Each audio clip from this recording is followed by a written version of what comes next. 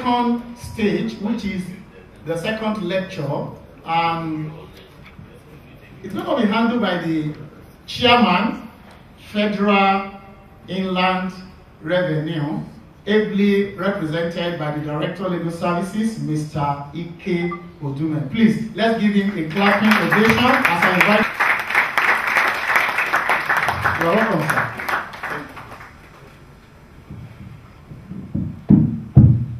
My lords, distinguished members of the inner bar, the leaders of here, and of course, my colleagues who work for the federal agencies, the Office of Attorney General of the Federation, which should be number one, the Corporate Affairs Commission, the CBN, and the rest. It is my singular privilege to be here this afternoon. If they had told me this, I would have worn a bulletproof. But I didn't know I would receive some bullets. And I think his paper has somehow modified my own approach. I am not going to wait for item 8 in the program to respond. Because some of you may leave before then.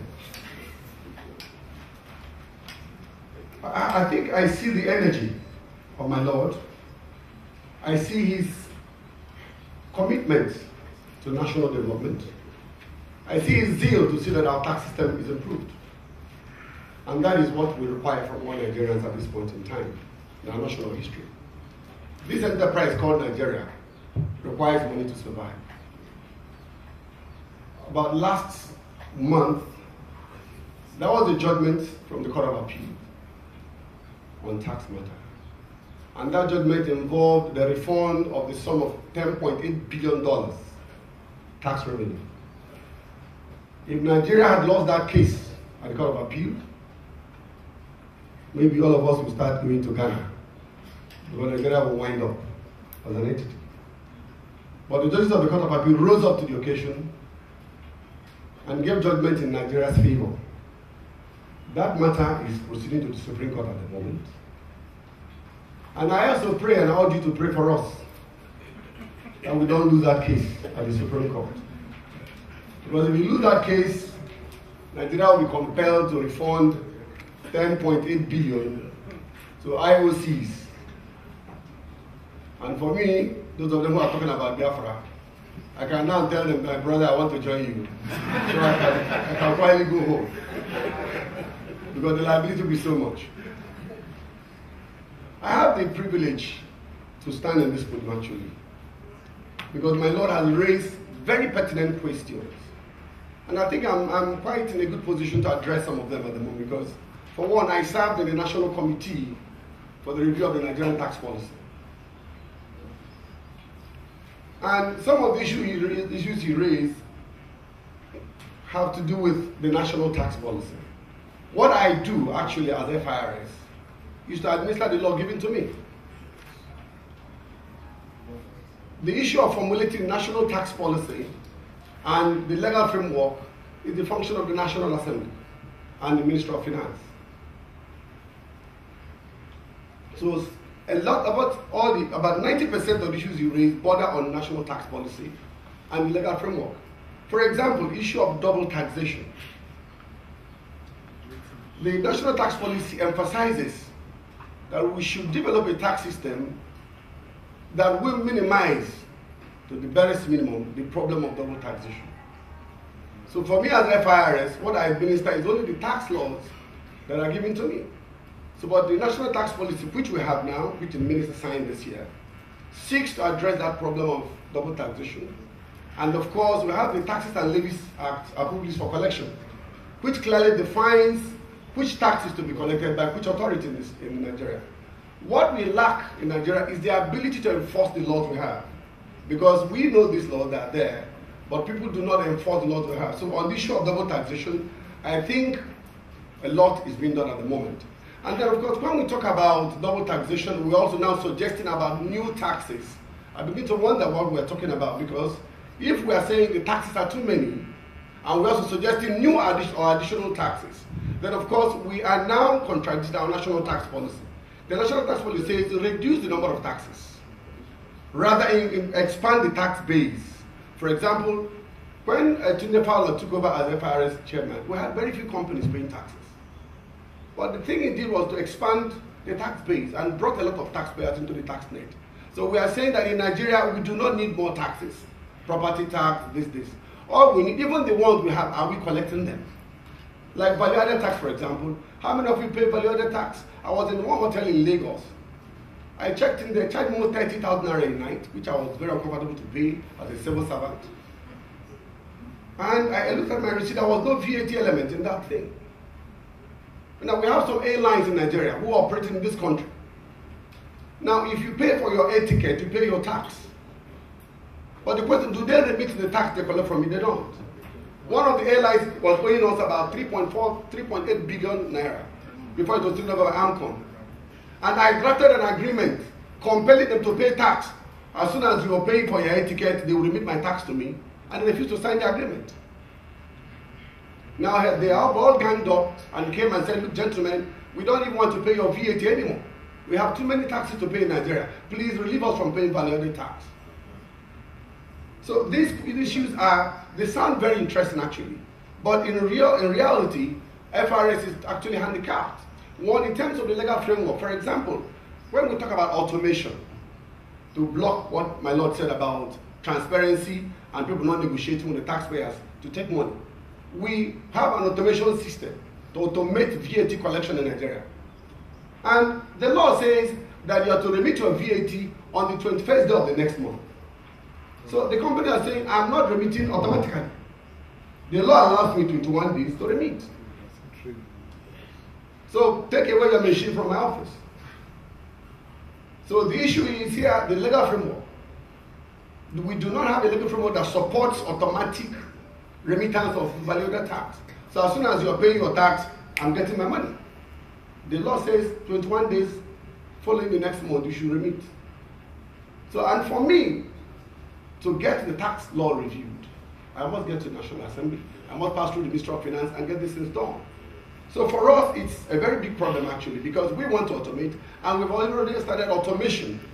So the issue of people collecting tax or negotiating taxes with taxpayers, there are no more issues in Nigeria, because your taxes are now paid online. You pay to the account of the government of Nigeria. You don't pay taxes to anybody. But on the issue of negotiation of tax, when Tunde Fowler became the chairman, the first policy he signed for me was a policy that said that no tax officer should hold a taxpayer's file beyond 1 month. Because it is that thing that gives them the leeway to negotiate with taxpayers. Of course, the chances are there.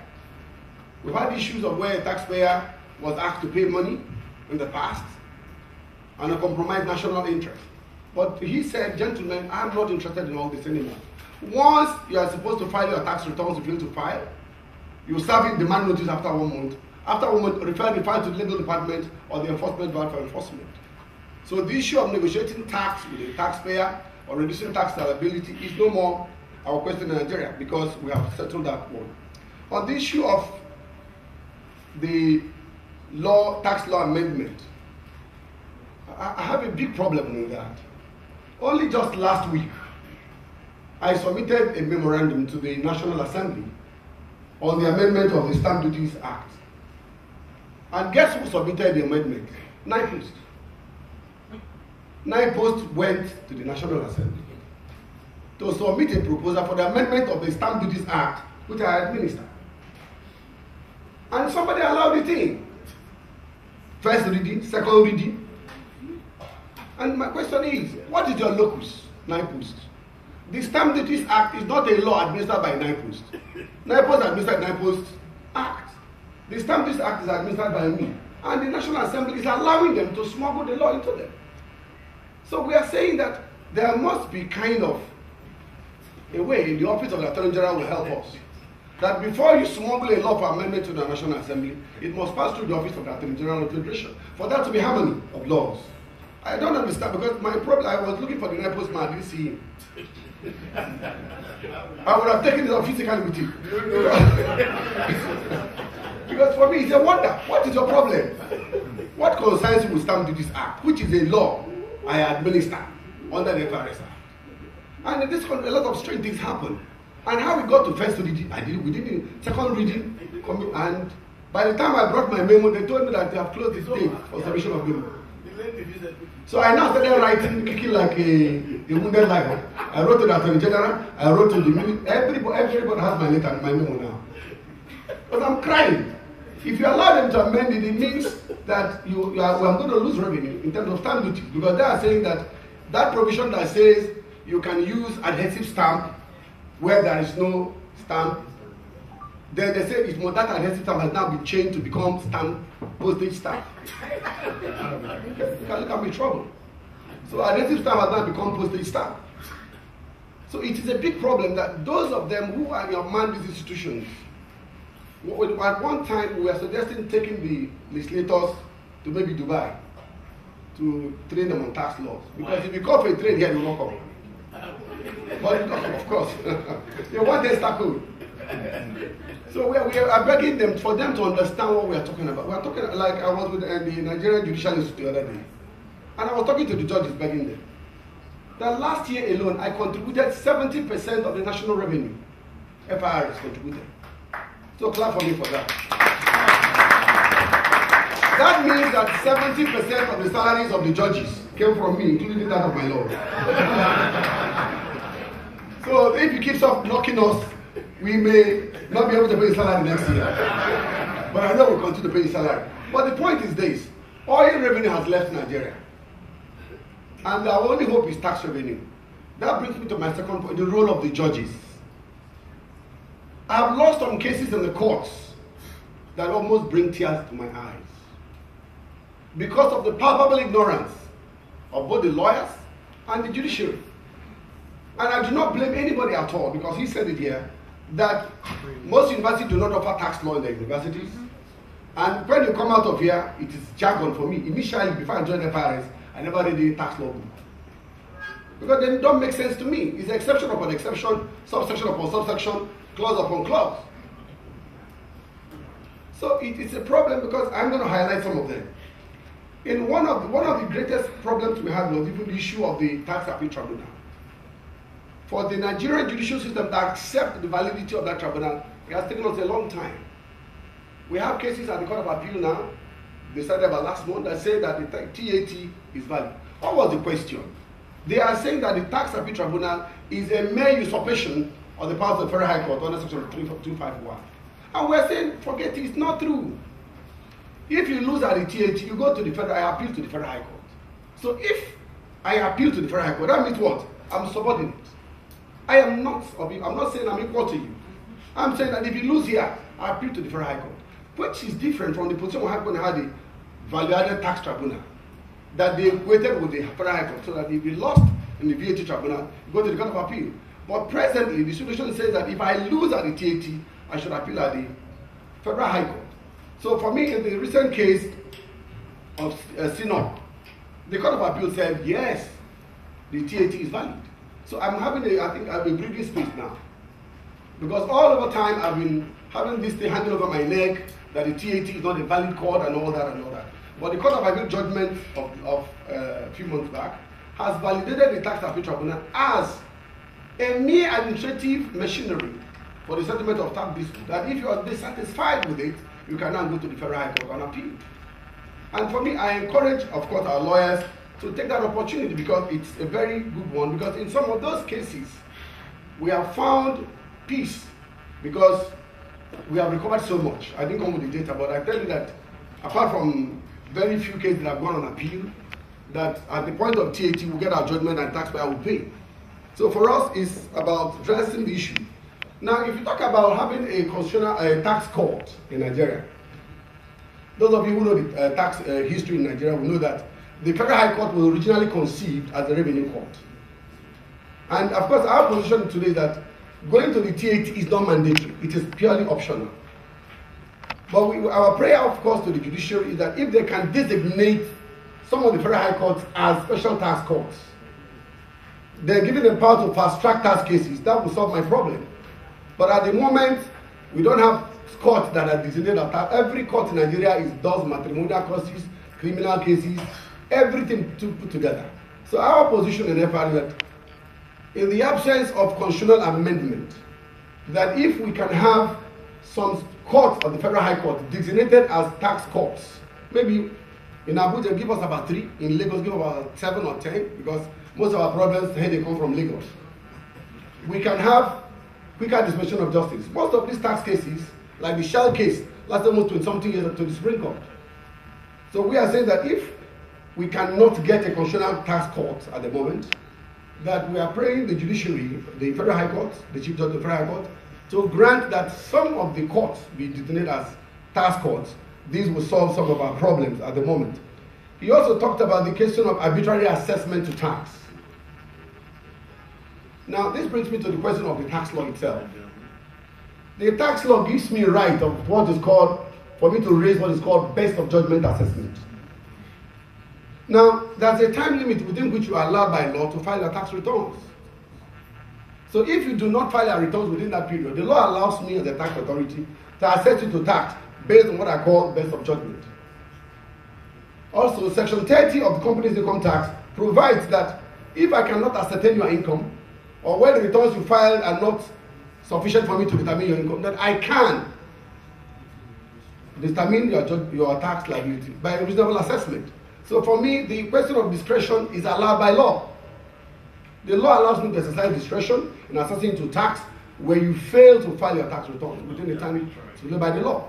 But the question is whether my assessment in that circumstance will be reasonable or not. That is a question for the court to determine anyway. The time when taxpayers were intimidated is over. That's why I have all these tax appeal tribunals. Most of the cases we have in court deal with this issue. In some of them, the taxpayer have said, look, although I did not file my tax return in time, but your assessment is arbitrary, it is too much, I cannot pay that. We go to the tribunal. But the question remains that the exercise of discretion by FIRS in assessing companies to tax is guaranteed by law. And in most jurisdictions, that right also exists, so that you can assess a taxpayer to tax if you fail to do that. That brings me to what we have at the moment. For those of you who read the papers, national papers, we have what is called amnesty program, tax amnesty program, which was launched. The essence of it is, look, gentlemen, we have no problem with you anymore. Within this time frame, you can go and declare your income. Go and do whatever you want to do. I don't have quarrel with me anymore.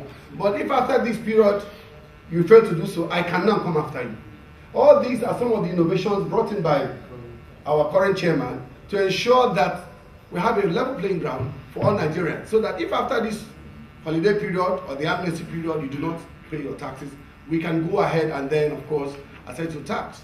And then, of course, in some other jurisdictions where they have practiced this, it has shown to be wonderful, really, in terms of raising revenue. And we believe that Nigerian companies will take up that opportunity. Further to this, last year we also implemented the tax forgiveness. We said we waived penalties and interest for people.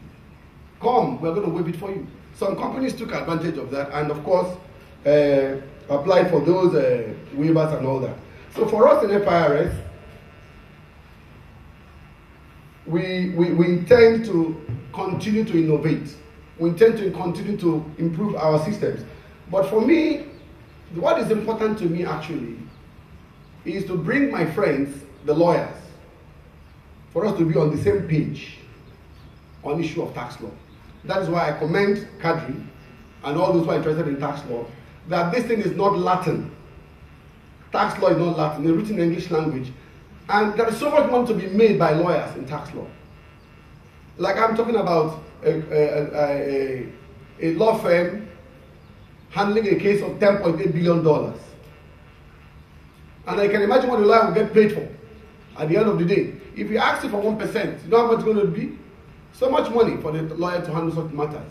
And then for you, if you handle such a case, you can as well retire to your village and leave Abuja for us. So there is so much money to be made in tax. So I encourage all of you. And then we are the FIRS and our own part. I'm going to tell my chairman actually, there's a plea here that we should train lawyers in tax. We should, even during the Nigerian Bar Association, we're going to have a tax forum so that we can discuss these issues more elaborately. I was intending to come here with some tax books, but something reminded me that if I come here, there may be a fight because the books I have are not enough to go around. So, but what I promise that if by the Barr conference, I have my request granted by the chairman. I'm going to come with what we call compendium of tax laws, which is a compilation of all the tax statutes we have in Nigeria to distribute to lawyers at the Barr conference. It will help us, and even the judges as well. Let me tell you just two cases, and I close up. In one of the cases decided by the courts, I won't mention the case because some of them are in appeal. Our position in FIRS is that it is only a person who access to tax that can complain to the tax authority about the assessment. Very simple. On the issue of locus. Now, the question is, most of the judges and the lawyers do not understand the hidden agenda of IOCs, these international oil companies. Under our law, the PPT, the law says they should prepare their tax returns and file it with NNPC, and NNPC will file to us. That was the law. Even the PSC, the Deep Offshore Act, said those things. Now, what they file with NNPC, they will file something that is less than what they should pay as tax. NNPC, as somebody in the industry, as an entity for the government industry, will look at what they are filing and say, this is rubbish. NNPC will look at it, review it, and raise it up. Maybe when they say 10 naira, NNPC said you should pay 100 naira. So in that case, under the law says NNPC should file returns. NNPC filed returns to FIRS, and those oil companies went to court and sued us. And we said, you can't sue me. You did not file any return with me. The man who filed return with me is NNPC. If you have any grounds, go and catch NNPC. But of course, they call the law to understand what we're saying. They call the new section 30 of the PPT. And they go ahead that they have interest in the money, therefore that they can come against us. Meanwhile, they did not file returns at all to us. In also one of the cases, a court held that the tax matter is arbitrable. Now, initially, when I wasn't in the FIRS, I was not understanding that actually. Because they taught me in arbitration that when there's an arbitration clause, you can't come to court. But that does not apply to tax matters anyway. Because there are authorities both here and elsewhere in America. Because tax is a matter of law. Parties cannot agree on the amount of tax to be paid. So that is why there is a principle of law called non-arbitrability of tax disputes. That you cannot arbitrate on a tax matter because you cannot fix the amount of tax to be paid by yourself. On tax, the parties go and settle. And we say it's not the law. And today, there is a court of appeal decision that affirms our position that tax matter is not arbitrable. As I'm talking to you now, a company in Nigeria went to UK and garnished our money in JP Morgan because they were granted a tax holiday in Nigeria for 10 years. And within 2 years, they shared about $42 million as dividend to their owners. And we said, within 2 years, you have a dividend of $42 million, you have to pay me tax. So as soon as we collected, they dragged us to London Court of International Arbitration. I appeared before them, I said, it's our law. But the procedure for granting a tax holiday was violated. The term was given by Ike as the Attorney General of the Federation. And there's a provision in the law that says only the President, Section 22, Section 2. All our arguments were in vain.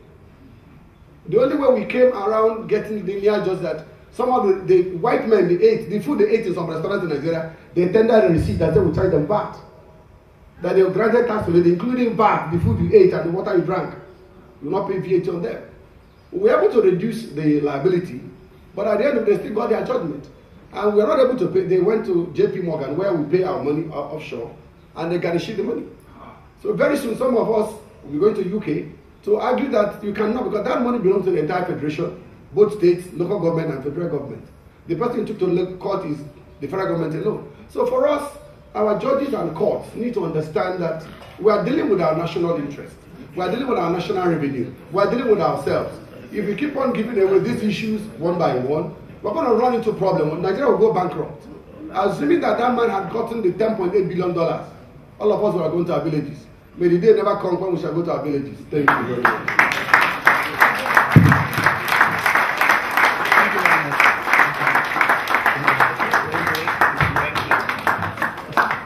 Please, let's keep the clapping ovation running.